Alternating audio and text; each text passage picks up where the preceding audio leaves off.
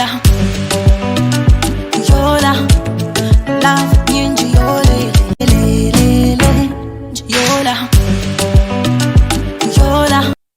This does continue. I'm Jerome Post Sonko. The hashtag is JP Love on Twitter. This is SMB. I'm Jerome Post Sonko on Twitter, Jerome Post Sonko on Facebook, Jerome Post Sonko on Instagram as well. All right, now the video that you've actually seen is of an artist, is Aroma Music, featuring the B2C, and we're in that particular segment of the Celebrity Friday, where we talk more to our celebrities, our musicians, to clearly give us a view in terms of an insight in the music industry or the businesses in the industry, or if at all they have other businesses in regards to their own social life as well, to actually give it to us and lay on board. Now we're Mulabi was smart means business, or Mulabi was smart 24 TV. We're definitely the best them in business television. And at that particular moment, let me introduce our guest, and let me just give her the opportunity to introduce herself. You're welcome. Thank you so much. Thank you for hosting me. My name is Aroma, and it's been a great morning. I'm excited to be here. Okay. Yeah. And we're actually, it's a pleasure having you on the show today. My pleasure too. Let me even take it to the viewer's perspective. Who is Aroma Music? Yeah, Aroma Music is an artist. She is 1 year and 8 months old. She has been in the business for only 1 year and 8 months old, and so far I have a couple of projects. I have 7 projects. Okay. I had 6, and this is my latest. I have a latest one. Okay. To make them 7. Yeah, I'm religious. I'm a Christian. I'm a mommy's girl, and I think that's so. Okay. Yeah. You know, when you say you're Christian and your mommy's girl, what puts me in this puts me in a kind of situation where I have to ask why that line of music. Because why if that you're a line Christian, of music? I would think you'd be doing gospel. I know, you'd be part right? of the Vixen and I know. It all began like that because I started music way younger, and my very first time to hit studio, I was taken by my mother, and she's a born again. So I did a couple of tracks for born again. Yeah, for the church. No, religious songs. They were my singles, but religious songs. And then due course of my high school, I flipped my mindset, me as a person. I was like, I think this is what I want. I want secular music. I was more motivated. I fell in love with this other side of music. It's not that I don't love God anymore, or I can't do gospel anymore, but I tested this other side, and I was like, oh, I love these artists. I love the way they do their things. I can do this. So that's how I actually changed to doing secular music. All right. And I want to understand, how do you take it and you say, now this is my time, let me engage into the career of music and go professional in that regard? Yeah, I think school, at a certain point, I felt like now I was ready. I was grown up. Okay. I could handle school, and I handle music as well. So that's why I told you it's 1 year and 8 months professionally, because I thought that now I'm done with my Form 6, okay. So I can really do both. So when I was done with my Form 6, I started doing, in the due course of my vacation, I was like, let me do this. Professionally. And then you're like, let's do music. Professionally, as a career. Okay, and what was your first project, if I am to put it in a way? Because I guess it becomes hard for a newcomer. Yeah.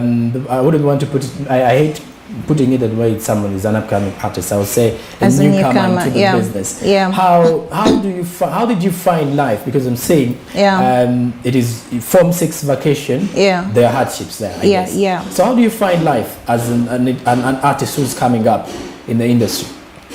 Of course, everything has its own challenges, but if you want something really bad, if you need something really bad, there are some things you're willing to take on sometimes. And by the time I shifted to saying that now I want to do music seriously, I got a team that I sat down with, and we're like, okay, this is your brand, this can be your brand, and we can do this together. And that is how I've managed to cope up for the last 1 year and 8 months. We sit down, we go through things, we work upon our challenges, we work upon our expectations, we think about what we expect and and how we want to do it, and then we do it. Okay, 1 year and 8 months. I think it is roughly, if we are to draw, if we can actually do a throwback. Yeah, that is 2020. Actually, it is 2019. 2019 as you finalize it. Yeah. Have you ever got a chance of performing on stage? Because now for the first couple of months I did. Okay. And then chop we were into COVID, so everything was closed. So I didn't get deeper into that. But if it's about stage life, like I've told you, I've done music through my high school. So I've done that through. Okay. Yeah. And now I want to understand, what is your first project? Because I only imagine every single thing starts with one single. Okay, a journey of 1,000 miles starts with one step. Yeah. What was the first project that you ever recorded and you're like, let me go and hit studio and record this? It is called Wachimala. Wachimala. Yeah, my very first song is called Wachimala. It was written by Dr. Brain. It was produced by Skills. The video was shot by Zigafix. Yeah. That was my first project. Wachimala. Yeah. I want to understand if I don't know if my producer can actually show some of that particular part of Wachimala by Aroma Music. Music is actually not an easy thing in Uganda as of now. Yeah. And let's talk about the financing into the project. We're talking about the recording fee from the studio. Let's start from there. How much does it cost you? Or it is the management that took center stage in that regard? Like I said, I do have a team. I can't be specific about the prices, but usually when you get someone to write for you and you say, oh, I need a writer, the writer comes through, they bring in the projects, you listen through, you choose, you negotiate about the money. Actually, songs can range from 1M to as far as 6 or 7 millions. In terms of the whole production plus the video? I'm actually talking about just a writer. It depends which writer you've actually gone to. And then you can go to a producer who ranges from 500 to for like 2M. They range in between there. And then a videographer will definitely range from 4 millions to as far as 20 millions. Wait a minute. You didn't mention about a writer. So a writer would sell to you from 4 million? No. A writer you have to negotiate usually between 1M and some do write for like 7M as well. There are those expensive writers but their content is too different and too good. And then a producer can range from 500 to 2M. Oh, 500, a producer. So I want to understand the concept. Is the writer the one that gives you the concept to follow, or it's you who comes up and tells the writer, I want to do this kind of genre or this kind of song, and you should write for me this particular? As for me, usually sometimes I can give you the concept. I do have songs like Tonenya whereby I needed a different concept, and I talked to the writer. And the writer told me, of course, I do have something like that. So you can listen through and see if it works for you. Because Tonenya is a song that's about Webankwana nebantwala Tonenya, Webaninisa madala Tonenya. Like, oh, I feel out of place, what. So different concepts.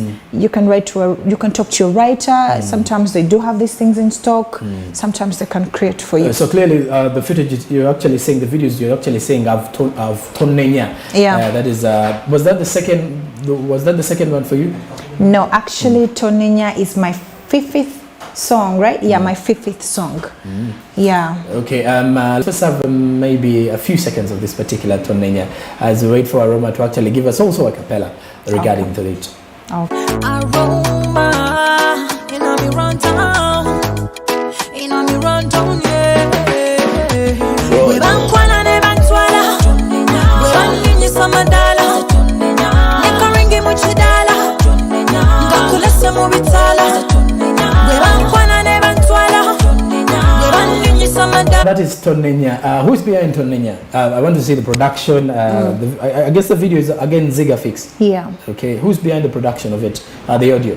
Tonenya was written by Ronnie, producer Ronnie, and it was still produced by producer Ronnie. Okay. Yeah, it's the video that was done by Zigafix. Okay. Now, what I want to understand here is, we have Form 6 students out there who are in their vacation, or even some of these students who are actually home because of COVID. Most of them are not yet at school, and they want to venture into the music business or the music industry. To how did you find it? Because you're dealing with the producers that we've actually seen with bigger artists. Yeah. And you're just, I'm taking back in a time when you're just a vocalist. How do you connect to these people? Did it start way back from school, or you met them on the due course? I've met some of them due course, and then I'd met some of them way before. For example, Botida was produced by Zuli Tams, and I had met him way before. Right now he's an artist, so I met him long time ago. He was a friend of my friend, and I knew him when I had tried doing music, like I said. So then, what should I say? So you meet these people sometimes, like Ronnie, I just met him on that project. And then I had met Nassim before, so it depends. I have met some before. I've met some on that specific project. All right. Now let's talk about getting music to the to airplay. Let me say television stations or the radio stations, but because clearly. I've seen TV stations in Uganda that are best in the entertainment aspect of it, that play music, will play Ugandan content, Aroma music. You'll see songs playing on radio. You'll hear songs playing on radio. How do songs reach radio? That's the promotion part of it. Your management has to do that. And the management now, because I'm taking a situation. If I told someone doesn't have a manager at all, and they're just new in the business, they're still trying out their luck. You've finished recording, you've put in some money from the production, then you take your radio. You take the song to the radio. I think in Uganda that's how it works. You have to stand up, get your music to the people, to the consumer. So that means with this promotion, there is that money attached to it. Yes, money is involved, but not so much of money as well. You have to know who to meet, you have to know who to see, you have to know who to go to. Because the thing is, Uganda is not yet in position, people are not used of things online. You know, you just can't put a song online and sit and you expect things to happen. So you need someone to stand up, get up, go see the TV presenter or TV producer or anyone in charge of music, give them your music. I think that's how it works in Uganda. You have to involve yourself into the distribution of your music, each step needed. Okay. And you talked about online, and I'm picturing of the online platforms where this particular music goes to, and how it is sold off to the viewers, and how you people tap into it as well. Now let's talk about the market of let's talk about online platforms, mainly YouTube. I don't know, clearly I'm still wanting to understand how musicians are earning from YouTube as an online platform. Actually, YouTube does pay, but it doesn't pay much. People expect that online things pay much, but they don't pay much. They would have paid much if we did know how to stream music. But the Ugandan fan base doesn't know how to stream music. They don't stream music. This is what they do. They go to a library, they give you 500 or 200, they buy your song, they put song on a memory card on phone for free. So things do online really come with a percentage of like 1% or even 2% right now in Uganda. But if it is like big countries like maybe the US, the UK, even the Nigerians, even our neighbors, the Tanzanians, they have a huge population, and I think probably almost 80% owns a smartphone. So people download music, people stream music. So there, the online part of it works. Okay. Do you think the reason as to why, because I'm clearly looking at it in this way, you did mention Ugandans don't know how to stream music, but it can come in a way that, one, the government is actually having a huge number of taxes imposed on data. And then secondly, Ugandan thinks of download or actually streaming your music via an online platform and then seeing the same song on TV. So what is that impact? Because I'm actually saying if someone is looking at or actually downloading this particular song and they realize they'll have to listen to it on TV or radio, then I guess they won't stream it. how about those songs that actually don't get on TV? Because there are many. Yeah. There are a lot of music that never Doesn't gets play. to get on TV. It's only some few, actually, very few songs get to the TV. So I think we should adopt the culture of streaming music, and I think it's high time Uganda does involve themselves in the trend, in the fastest moving way of the world right now. That means let's involve more in the trend. Let's involve more in online marketing, online this, online that. It simplifies things and it eases a lot of things, because if you're online, there is no way I'm going to post about my song and you don't know about it. No, I can do the promotions online, but like you said, people kind of here in Uganda will be like, oh, I'm gonna watch the song on TV, so I don't need it. If he loves it so much, he's just gonna go to a library and give them 200 and then have it on phone. So it's a hard one. It's just some culture we need to adjust to. Okay, but wait. So how about these people who download these songs? More so Ugandans who download the songs using different platforms, maybe called different YouTube, Vidment, and someone downloads. Do you get the returns in terms of money from the downloads that Ugandans do pay? Yeah, but that percentage is the lowest. Oh. That's what I was saying. We have the lowest percentage of online business when it comes to music or streams. Our consumers are actually downtown. Things to do with a flash, things to do with a CD. Yeah.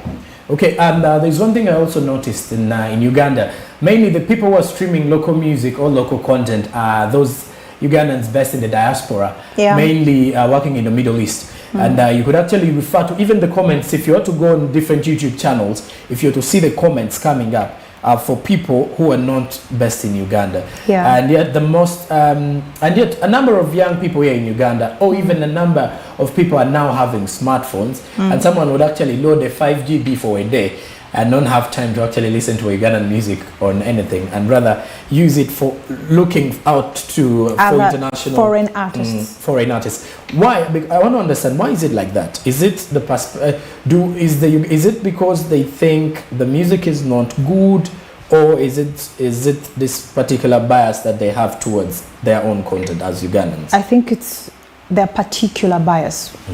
We kind of worship others more. We love others more, we cherish others more, we don't cherish our own more. And then us as the creators, we have a very big task to actually create content that can compete with those foreign people, foreign artists, it being they have a lot of advantages too, better than us.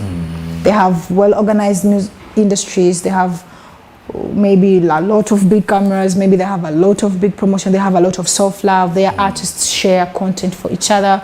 We don't do that yet. We haven't gotten there yet. I think it's a journey that needs to be built here of self-love, so as we love our own culture, and it might actually take some time. But there is one thing I do remember, we're traveling in Musomero, we're my school, way back from primary, nga waba tomanyi kayimba ka muzungu gwe toba tolya shock. Yeah, right.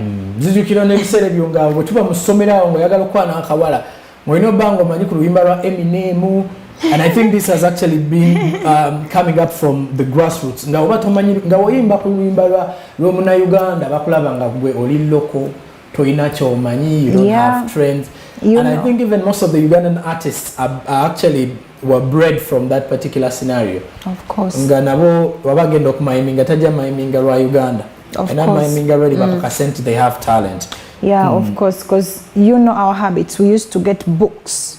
Ebino kubamu notes natuandikamu enyimba, but ngero wandika zeri ezo oluzungu zotomanyi. So that you revise. Nakuto oluyimba, now I know this song. So I think that's how we've been groomed musically. So we need a whole lot of growing to do. There's one thing I did notice, that before we went into lockdown way back in 2020, the first ever that saw that the music industry was brought down, is Ugandans had started actually consuming local content, and people would actually turn up for bigger concerts. Were actually having huge turn-ups like we used to have for international artists in Uganda. And now I want to ask, in this time, how have you been able to facilitate or promote music? Clearly because you're not performing on stage, and now the only platforms you have is to share on the online. How has it been for you? And how far do you think it is going to help the industry? Or do you think you need to get back on stage immediately? I think we need to get back on stage immediately, like ASAP, like as soon as it can happen. And then also I think this whole situation has taught us to involve more into online. We didn't know that before, now we do know. Like every day, every time, you have to think about online, you have to think about this, you have to think about that. We didn't know that before. But luckily we've learned. I want to understand, someone asked me a question, is why do Ugandan artists among the celebrities that actually live a luxurious lifestyle? Is that true? Like you live a luxurious lifestyle, wherever you go, people be like, hey, we are innocent, Aroma innocent. Innocent. First things first, innocent. And I don't live a luxurious life. People just imagine, you know, there's people, how should I say it? How should I put it? People assume, actually. People assume. Yeah, people assume. You know, part of being a public figure involves 90% of you looking great. Okay. It's a full task. Oh yeah. You have, your appearances matter. So if I appear good, you assume I have money. If I look great, you assume I have money. You know. So it's just an assumption, but you don't know me in person, so you can't tell whether I have the cash or whether I don't have the cash. But looking good, it's a priority. It's a must do. Okay. Let's talk about your lifestyle now in regards to the fact that there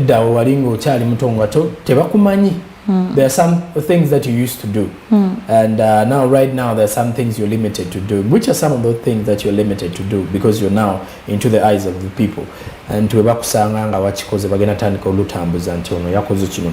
can't move out freely. People don't expect to see you just everywhere. That's the problem. Yet it's normal. Does it cost you in any way in regards to that? It costs your peace. It costs your personal freedom. It doesn't cost much, but it costs your personal freedom. It costs you to hide a bit, wear hoods, hoodies, maybe wear shades, cover up. You just can't be free and be like, oh, I'm going to the market, I need to buy a Rolex. It's a Rolex. Things you're not supposed to buy. No, I can buy it, but someone doesn't really expect you to go there and buy a Rolex, but I do eat a Rolex, so I have to go there and buy it. So it's like people want you to actually have a huge budget, and yet you're not having the money as of now. People expect you. They don't want you, but expect you. They expect you. You know, I can refuse your expectations by them. You can expect me to act in a certain way and I refuse. You know, I'm still going to go and buy my Rolex. I want it. Then what? Okay. Now, Aroma, let's talk about which song do you think paved the way for you? Because clearly, every artist comes up in Uganda and you create a song and you write a song. Some of the songs do not maybe make it to the expectations, but there's always a song that first takes you to the market and people get to know you, that now we have a special talent in the industry. Which song do you think? A song that gave me the public eye, my very first serious public eye, I should say, Butida. It was my third project. After I had released Wachimala Milio, then it was Butida. Yeah, because Butida, everyone was like, okay, she's a serious artist. You know, in most cases when you're a young artist, people think you're playing. People think you don't mind business. People think you're just there to try. And then when I released Butida, it was my third. Everyone, I think I got the attention more so from the media. Okay. Yeah, the media was like, she's a serious artist now. So they gave me the attention and started watching my next content. Okay. Yeah. And so Butida clearly gave you the eye, the attention of the people. The attention. Let's talk about even your friends now. How do you see, in most cases, if we're to talk about businesses growing up, or big leadership positions, when you're gaining followers and making it big in life, in certain cases there are people who actually come up and you either lose friends or gain more friends. How have you, because you had friends that you grew up with before you hit into the market, and how did they perceive the fact that now you're going to give them less time? And also, how did they welcome the idea that now you're into the music? First things first, I don't have a lot of friends. You're a reserved person? Yeah, I'm a reserved person. I'm a loner. And those friends that I've had from my childhood, I still have them. I have a best friend, she's called Grace. I've been with her from my childhood up to now. Wow. I love her so much, and throughout my whole life I've been with her. And then these other people, I'm talking about close friends, she's the closest. And then these other people, of course, they're going to show you the love. First, when you're starting, they're going to be like, oh, what is she doing? Oh, she's wasting money. Yes. Oh, she's not going to make it. But when they see the change, oh, she's doing it. Oh, I know her. Oh, she started like this. So it's a whole process, but it's a beautiful process. It's a beautiful one. All right, now let's talk about the collaboration you had with the B2C. One of another song that actually is making huge airplay across the country. Yeah. That is the title is Yola. I want you to first take us through the production. How do you meet B2C? Yeah, I meet the B2C through my team. I sit down, I tell my team, I think I need a collaboration. They tell me with who. I choose a couple of artists.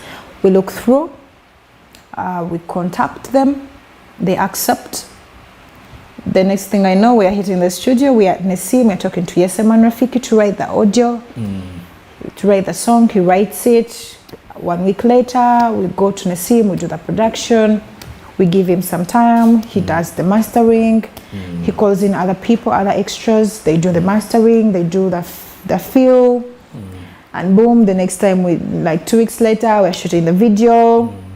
We are talking to the designers, we're talking to the Abrams and the Horseman Hoods, we are strategizing everything, then we're shooting the video, and boom, the song is out. It was actually a short story. Was it this year?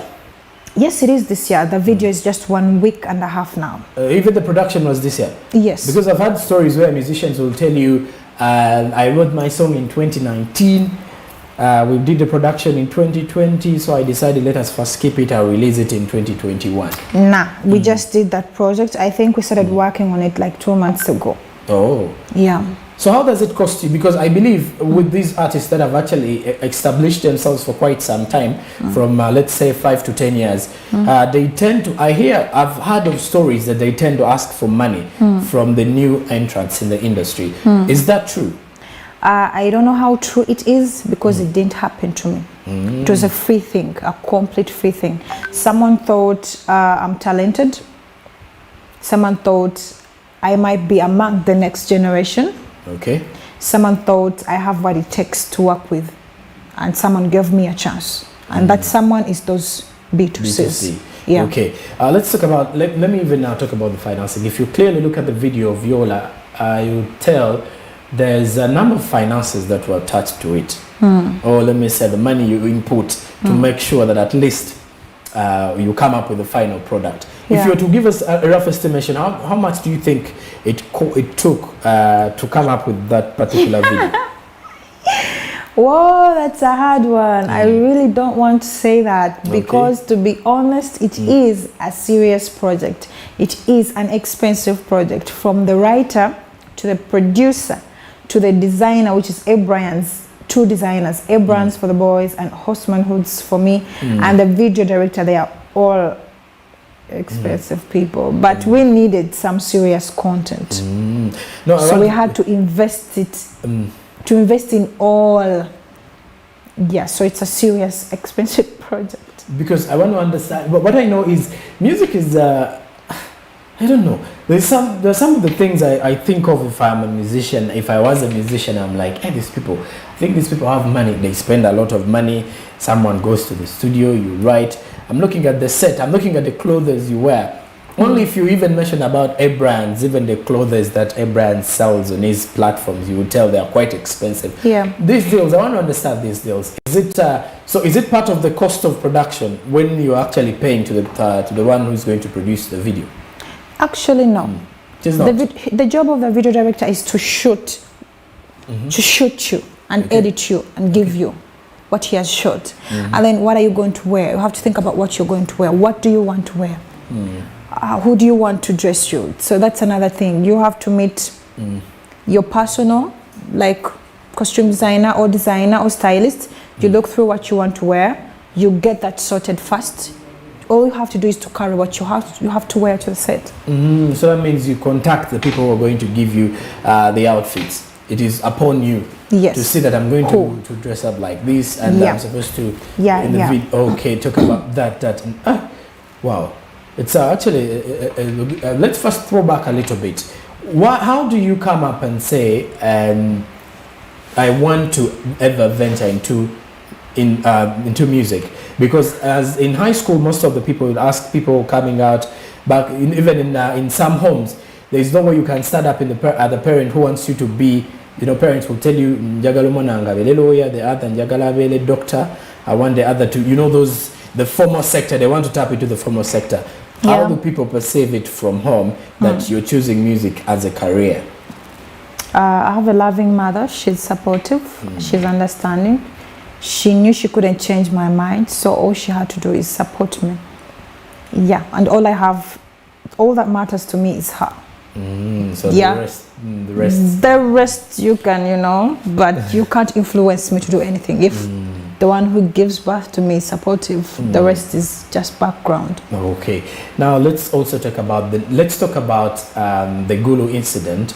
We did see a number of artists that have actually stayed in Uganda for long, going to meet the general, that is General Salim Saleh, the man who is behind the Operation Moth creation from the NRM government. And what we did notice is that most of them, when they're seeking for funds in form of, they had their grievances, among which copyright, too many of them being under their businesses being locked down and they have nothing to do in regards to that. And then the third was getting some money out of the general. What is your view in regards to that Gulu visit? My view. Were you among the people who went to Gulu? Actually, no, I haven't gone to Gulu. And my view about it is that it's fine for people to seek for survival. Survival is everything. I need to survive. I'm not going to come to you. I always say this. I'm seriously not going to come to you and ask for money to feed me or feed my family, but I do have a family as well. I'm going through hardships the same way you're going through them. So you can't crucify me for trying to survive. Like, I have to survive. So each artist who is going there, they're doing it because they want to survive. Okay. So if someone is out there offering money, why not go? But me as a person, I haven't gone there. Okay, let's talk about the copyright law in Uganda and how how much importance is it to the music industry here? If you, as an artist, someone who is part of the sector, how much of importance is it? Because you did mention of the fact that Ugandans will go to a library to actually get a song your song freely, or should I say cheaply, at 200 shillings. That's called freely, because now 200, who is getting that? The library person is taking the 200. The musician is not benefiting from it. No, not at all. You only have to benefit when you perform. So no money. You can't. So I believe if copyright could actually work in Uganda, it could be great. We could be earning. Because I heard they put chips in the song. Every time it plays, you're paid. Okay. So they track the music. So I believe if copyright can actually work here, it could be a miracle for us. Wait, so copyright, because I've also heard of an app where if you're a musician and your song is being played on TV or radio and you're not listening to the radio or watching that TV, you can clearly get to understand that your music is being played somewhere. But how does it benefit me? Okay. They don't pay you still. They're just doing you the favor of playing your song. They're not paying you. They're not doing themselves the favor of using your content. Okay. That's the problem. Which is they use your content. They use your content for free in exchange for we are playing you. Yeah. But outside there, people, you don't just get to play their content on radio, on TV or anywhere. They get paid every time you play their songs. It's automatically the money, their percentage goes to their bank accounts. It's not here. It's not here. TVs get to play your content for free. Okay. Yeah. Wow. Sad times indeed when it comes to the business aspect in regards to the music industry in Uganda. One may be wondering if we had to talk about the sectors that have actually been affected greatly by COVID or the lockdown that the president has actually had to offer.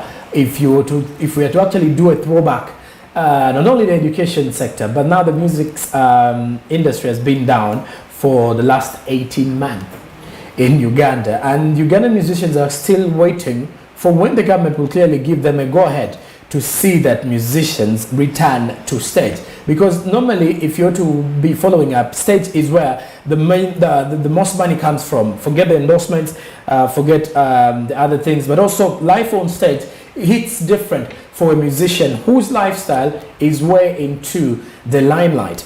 And to that particular one, I'd like to ask Aroma, let's actually go back to the B2C song, that is Yola, that is actually getting huge airplay. If I'm not mistaken, if we had stage back now, you'd actually be a bigger name than you are right now. Yeah. And I would definitely be making some money. You definitely, yeah, sure. Yeah. So off it, because it's a good song. It has worked. It has moved. It's topping charts. It's been in the for it's only 2 weeks. It's only making 2 weeks, and it has been in the top 10s and top 5s of different playlists. So it's a huge honor, and it would have been doing big for us. So Yola, that is the song from the B2C. Now, as we do wrap up, I would want you to actually give some. And I would definitely be making some money. What you encourage to a young lady out there who wants to venture into the music industry? It's quite topping charts. It's quite a hard one. I would say quite challenging. It's only making 2 weeks, and it has been in the top 10s and top 5s of different playlists. So it's a huge honor, and it would have been doing big for us. But so Yola, that is the song from the B2C. What should be young lady out there? And I will definitely be making some money. Young lady out there who wants to venture into the music industry. It's quite topping charts. It's been in the media life. It's only making 2 weeks, and it has been in the top 10. You have to be fans of different playlists. You have to be hardworking. So it's a huge honor, and have to be doing big for us. Get out of your comfort zone. Every other day, get out of your comfort zone. Doesn't matter, but and I will definitely be making some money for different people. Also do actually the music as well. Something about music like stopping charts like music like is that only to have you only making 2 weeks, and it's on the top, and you have some house of different playlists. So it's a huge honor, and don't escape for us. And I think it's I would say like right here, and I will definitely be making some money for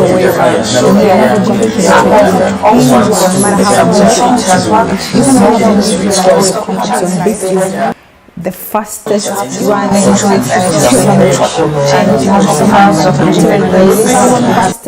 running generation. Get out of your comfort zone, strike more, take a step every other day. Doesn't matter whether the step is a setback, but take it. Okay. You never know, 2 steps forward, it's actually setting you back. You're going to make that step that's going to take you up front. So simple times, get forward. Get forward, get moving. Getting out of your comfort zone is clearly one of a tip that anyone out there has to understand. In most cases, we think that things are going to come easier. She did mention of the fact that the generation is fast moving. People are smart.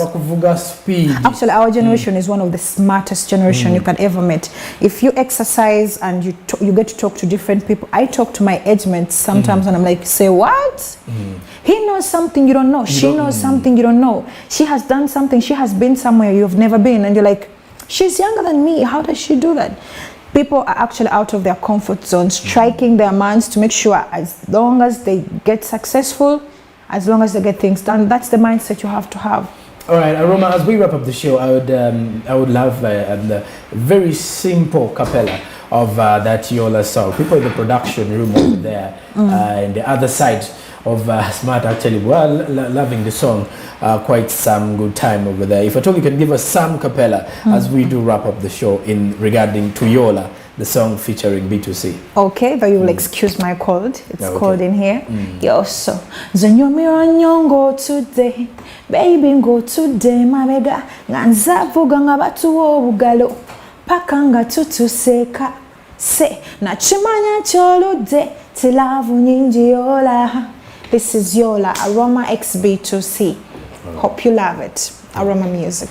All right, that is Aroma Music, giving us a view in terms of what is happening in the music industry, and also just a simple highlight of her journey into the music industry. She's still young in the industry, but actually making huge movements and big achievements over there. And of course, she does have a very huge future ahead of her. She has more project to actually lay on board as any artist out there. But of course, as the music industry still waits to see whether the government will actually open them up, that is what we shall leave to the government and the policy makers who are onto that particular project of seeing that the musicians get back to their working rate, that is onto stage, and see that they can actually earn something out of it. For now, Smart Means Business does end now, and I'm Jerome Paul Sonko, Twitter, Facebook, and Instagram as well. Do get us on Twitter, Facebook, and Instagram at Smart24TV. YouTube, it's Smart24. For all that have actually been streaming live and also those that have been having us today on the show, thank you very much. For now, it's a goodbye.